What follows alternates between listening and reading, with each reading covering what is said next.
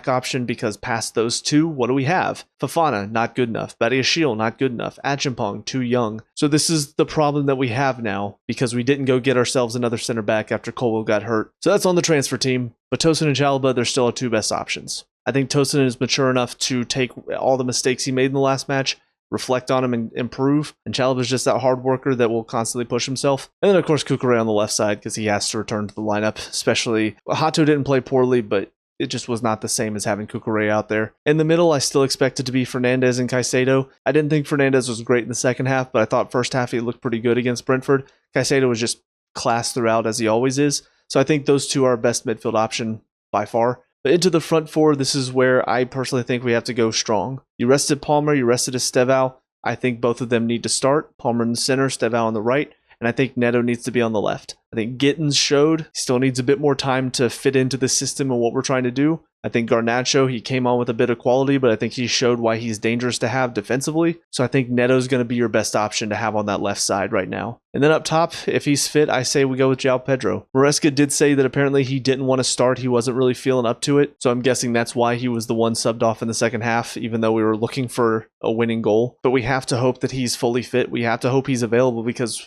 what else do we have? I mean, we have Guiu, but he's not going to be ready to play in a game of this magnitude this early on. Almost like we should have brought back another striker who maybe is at Bayern right now who would be a bit more ready for this match than Guiu is. Yeah, even if he's not 100%, I still think Pedro has to start just because of what he's going to bring physically that I don't think Guiu's going to have. But that's my predicted 11. As far as subs are concerned, I'm expecting a lot of like for like. I expect Santos to come in the midfield once Fernandez gets tired. I'm expecting probably Gittins or Garnacho on the left side. Guiu will probably go in up top, and then we'll probably see Buonanotte at center attacking mid. But as I've said before, I hope Maresca makes adjustments based on what's happening in the match, not just based on, well, who's tired and who needs a sub. If we're down a goal, I want to see him maybe take a risk. If we're up a goal, I want to see him be a bit more composed and try to make us solid in the back. But mostly from Maresca, what I'm hoping for is to see the tactics return that we saw against the likes of PSG. That willingness to get the ball moving quickly. The willingness for players to move. I don't want to see 3 or 4 players walking around while somebody's standing on the ball and takes 3 or 4 touches. It's too slow, it's too boring, it's too easy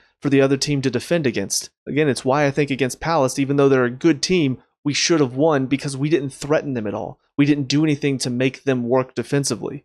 It was too slow in the build-up. We saw the same thing against Brentford. Too slow, too negative, players walking around. We can't have that against a team like Bayern. Bayern will chew us up and spit us out if we're playing that slow. So I really hope the occasion hits the players and they come in hungry and excited and ready to play. I realized I didn't do a prediction for the score on Saturday. My hope is obviously a win. I'm hoping that we win comfortably, 2-0. Be really nice away from home. My prediction, I'm going to go with a 1-1 draw. I think Bayern comes out quickly, tries to take advantage of maybe a slow start, use the momentum of the crowd. I think they managed to nip one early on. If I had to take a guess at who, my guess would be Olise. But I think we come back near the end of the first half. I think we managed to nick one to make it 1-1 right before halftime, and then second half we don't see any more goals. I'm actually going to say Palmer scores a penalty that Estevao wins. That's my prediction that I'm throwing out there. So 1-1, it wouldn't be the worst result in the world, considering it's Bayern at their place. but a win in our first match back to the Champions League would be absolutely phenomenal. So fingers crossed that's what's going to happen.